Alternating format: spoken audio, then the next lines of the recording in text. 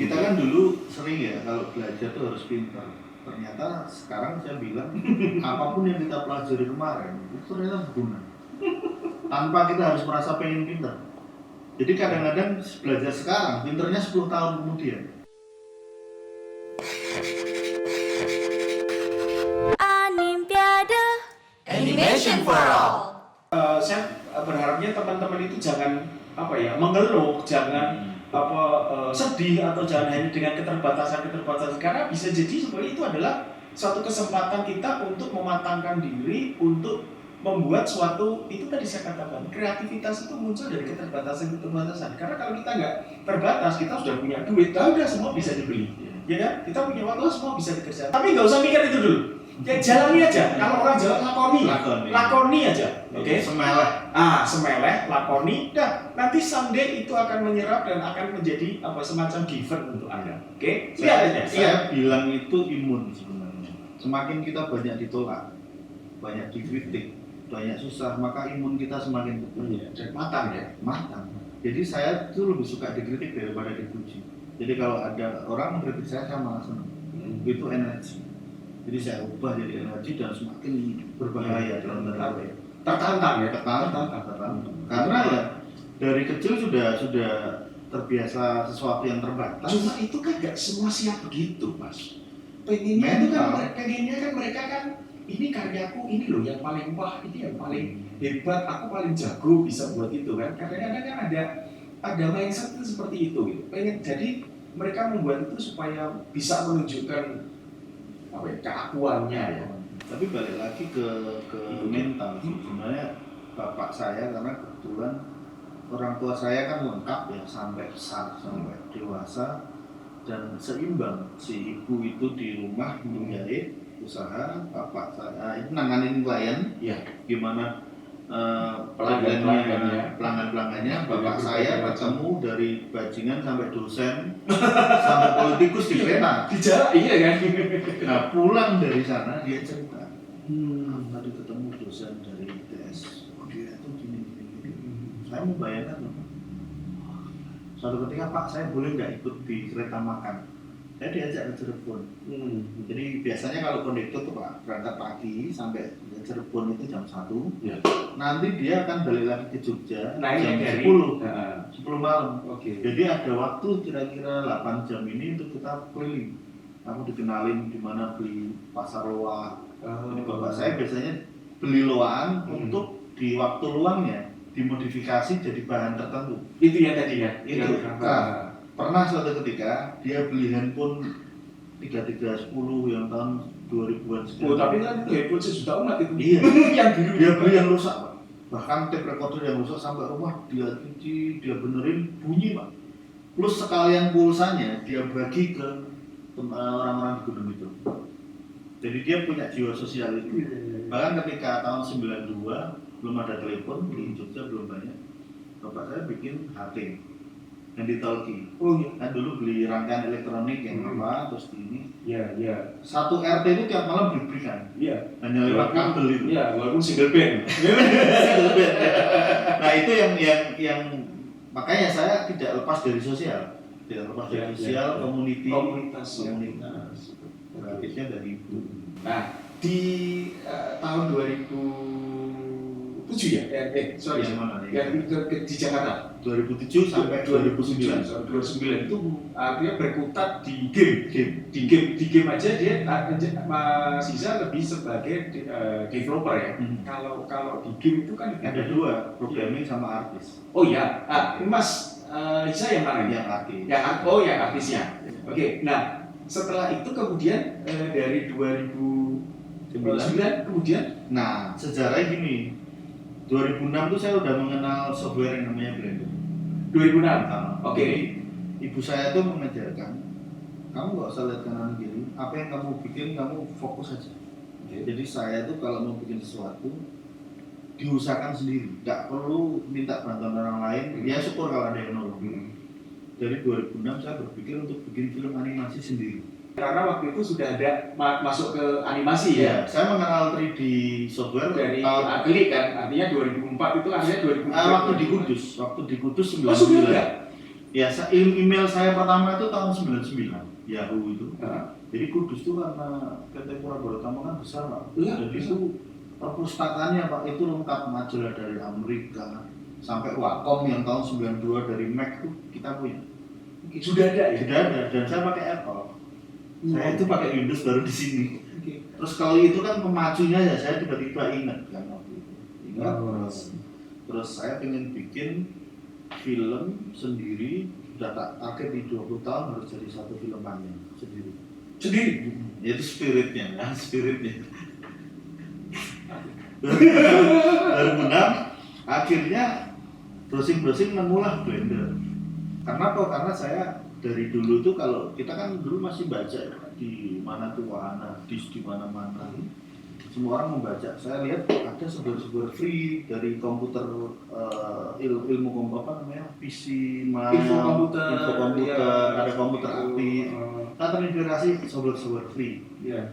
Dan enteng, karena komputer kita kan masih RAM-nya 256 paling gede. Nah dari situ kemudian timbul untuk membuat film. Tapi ketika saya masuk ke bisnis, karena harus tim, tim itu kan susah ya, komunikasinya susah. Belum lagi kalau kamu dapat investor yang oke lah. Tapi kalau kamu dapat investor yang cuman jual beli perusahaan, ya udah begitu value-nya naik, Udah. dijual. Nah, saya ngalamin itu. Oh pernah juga? Ya oke, nanti kita bicara. Kenapa saya masuk ke komunitas lagi? Karena satu, janji saya pada diri saya umur 30 tahun tuh pensiun. Umur 30 tahun pas 2009. KP. Iya, pensiun. Artinya pensiun dari apa? Dari segala dari sebenarnya kita tidak bisa pensiun dari sistem. Itu dia, makanya pensiun dari apa ini yang itu menjadi saya harus menemukan satu bidang yang hanya saya dan bidang itu yang relate ya. yang real. Saya nggak mau diperintah orang. Dari situ bisa membuat semacam satu esteem ya, membuat satu identitas atau paling tidak untuk membuat satu Ya intinya umur segitu tuh krisis identitas. Umur 27, ya, 30. karena untuk mau mencari kemana gitu. Iya, saya menemukan hidup saya ada di komunitas dan saya menjadi kosong kalau saya tidak bekerja. Jadi dari situlah akhirnya saya membentuk Blender Indonesia. Kenapa? Karena salah satu perusahaan saya waktu itu ya masih pakai bacaan. Dan ada kabar-kabar dari Autodesk dari mana itu kan. Iya, pernah kan waktu itu ada yang kena kan, teman-teman kita itu ada yang kena. Jadi akhirnya kan open source itu kan menjadi salah satu solusi. Alternatif. Nah saat itu pas timingnya Indonesia goes open source dari Kominfo. Ya, waktu itu bikin IGOS segala itu kan. IGOS, saya akhirnya karena saya sering berbagi di Facebook, di forum, nama saya kan kemudian muncul lah. Karena saya nulis, saya bikin blog, nah, kita kan blogger juga ya. Dari Friendster, blogger dan lain-lain. Akhirnya saya sering diundang untuk workshop, ngajar atau sebentar, itu berarti tahun itu waktu 2009 lah, artinya sejak 2009 itu saya mandiri pulang ke Jogja. Artinya terbentuk satu HISA yang akhirnya fokus ke grafis, ke digital grafis, animasi, ya kan? Karena impian 2006 tadi sibuk dengan bisnis, akhirnya kok filmnya nggak jadi. Akhirnya ya udah saya balik lagi ke meja kerja saya. Tapi kan waktu itu kok nggak jadi itu akhirnya apa yang menyebabkan nggak jadi? Atau karena tim tadi, ataukah karena softwarenya, artinya infrastrukturnya, atau karena dari sisi konten atau ceritanya, atau dari sisi teknikal, atau pertama saya nggak nyalain siapa-siapa, saya nyalain diri sendiri. Pasal saya belum lengkap. Susah nyari orang yang bisa nyalain diri sendiri, itu nggak semua orang bisa. Kita kan dulu sering ya kalau belajar tuh harus pintar. Ternyata sekarang saya bilang apapun yang kita pelajari kemarin itu ternyata berguna. Tanpa kita harus merasa pengen pintar. Jadi kadang-kadang belajar sekarang, pinternya 10 tahun kemudian. Baru titik-titik itulah kita terkoneksi. Dan salah satu inspirasi saya kan Steve Jobs. Karena saya pakai Apple dari 98. Lalu saya cari siapa sih beliau. Nah dia itu di umur 30 bangkrut, perusahaannya dia dikeluarkan dari bahkan perusahaannya. dikeluarkan dari perusahaan. Iya, disitulah saya merasa bahwa kayak ini uripku meh kayak dia nih. Kayak dia gitu. Jadi Steve Jobs Indonesia. akhirnya apa ya, kelengkapan itu yang kadang-kadang kita merasa bahwa pengen sukses sekarang. Tapi sebenarnya nggak perlu kita tunggu-tunggu. Kalau memang puzzle kita lengkap, mental kita jadi, timingnya tepat, kita akan mengalami itu. Kita pede. Bahkan kalau mental kita udah pede, mau siapapun di hadapan kita, mau presiden, mau siapapun, nggak masalah gitu ya. Nah, titik pede saya itu umur 30 sampai sekarang lebih pede. Karena Wis ngerti. karena yang diomongkan sama yang di ini terbukti. Kalau dulu kan masih impian, Ya. jadi dianggap kan big mall. Ya. Wah, omonganmu gede toh, kamu nggak bisa. Oke, ayo kita buktikan. Seperti di awal saya bilang, saya dikritik, saya akan makin menjadi apa? Karena itu tadi kenapa saya kerja di Kudus. Kemudian berarti pikiran saya 5 tahun lebih maju dari teman-teman sebaya saya. Ya. Untuk kemudian saya selalu berpikir 5 tahun lebih maju dari teman-teman. Nggak tahu itu kenapa, dan biasanya prediksi saya dalam 5-10 tahun itu nggak pernah meleset. Termasuk bagaimana Blender kalau akan menjadi gaya hidup. Nah, itu karena inspirasi dari banyak orang. Tapi otaknya udah dilatih karena ketika teman-teman masih main layangan, nongkrong, mabuk, saya udah kerja di perusahaan yang besar. Mindsetnya kan udah terbangun. Disiplin lah. Ikut sales kemana-mana gitu. Nah itu dia yang lengkap umur 30 ketika saya sudah banyak imun, banyak ditolak, banyak diremehkan, mematangkan. Dan saat itulah saya kan suka baca ya, dari Romy Satriwahono, di Wikipedia itu saya ulik sampai saya tahu artis ini keturunannya siapa, saya tahu, dan suka sejarah. Nanti masuknya ke itu, gitu. Dan disitulah ketika orang ngomong saya langsung terkonek, linknya itu langsung terkonek. Oh, berarti intinya di sini. Nah, umur 30 itu dengan Blender Indonesia, saya mengiris, kan dulu ada Enaki juga ya waktu itu, masih zaman Mbak Penny ya. Masih tahun 2006 ya. 2008 Camps, ya kan? Camps sampai 2010 lah. Itu saya melihat Pak Yudo, Mas Bambi, Mbak Penny, Mas Bayu itu buat saya masih mereka udah di rel yang benar gitu. Loh iya kan? Karena kita hanya bisa lihat dari ini. Iya. Bahkan Zembri tadi 2011 saya diminta Mas Zembri untuk ngajar di Babar. Bapak School. Iya. Jadi orang-orang yang dulu saya impikan ketemu akhirnya jadi teman dan ngobrol. Iya. Bahkan Pak Ades ketemu sama Pak Yudo, ketemu Mas Bayu jadi teman, Mas Keli, bahkan foundernya Blender di Belanda saya ketemu. Ya, itu dah karena kalau kita di dunia seperti ini ya, artinya pada saat dari awal sampai satu titik, ini bisa cepat. Karena tergantung dari passion kita ya, tapi cepat. Tetapi setelah satu titik, ini pasti akan melambat. Karena ya masalah faktor umur juga, tapi juga masalah fasilitas dan semuanya, sehingga untuk yang di sini itu nanti cepat untuk bisa bertemu dan untuk ini bisa sama. Jadi nggak bisa kita kemudian di dunia animasi apalagi ya. Kemudian gue mau ngisah sekarang. Tapi besok bisa jadi menjadi partner kita atau bahkan menjadi lebih hebat dari kita. Makanya dari 2009 saya merawat teman-teman yang masih lulusan SMA. Jangan sampai kita ibaratnya ya, kalau kita di kampung ada anak kecil kita ketaki, kita jiwit atau apa itu. Saiki bono oke. Kelak kamu ya. Nah saya akhirnya kalau mau kemana-mana soalnya sama anak muda malah. Bukan ke yang lebih senior, buat saya senior itu akan surut dan mati. Buat saya orang-orang yang nanti akan masa depan kembali akan bisa. Iya, jadi saya sampai sekarang ngobrol masih sama umur 16 tahun ya oke, anak-anak PKL, bahkan kalau perlu ngajar anak TK pun saya mau.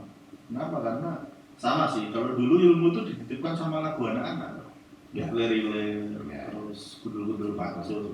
Kalau kita mau arsipnya mau jauh ya kita titipkan sama bayi-bayi kita gitu. Oke. Nah itulah yang kemudian membentuk mental sampai sekarang. Nah nanti ada titik lagi nih, 10 tahun tuh jenuh. Ya 5 tahun nih, 5 tahun. 5 tahun. 5 Artinya tahun. di situ kan artinya titik baliknya Mas Hisa kan di 30 itu ya. Ya. 30 itu 30. kemudian lu sudah mempunyai semacam satu value, sudah mempunyai suatu Visi lah. visi yang mulai jelas ya kan. Mulai jelas kan ini belum jelas. Jadi masih memilih-milih memilah-milah mana sebenarnya di situ sudah lebih jelas karena ini kan kejelasan sudah untuk lebih memperjelas dan lebih memperkuat lagi ya. Ini. Ada buku bagus tuh dari Hermawan Kartajaya itu yang web marketing. Jadi ketika umur 30 itu saya keluar dari game developer, saya dengan Blender. Saya tidak menjadi ahli terus ngajarin orang, tapi sinau bareng.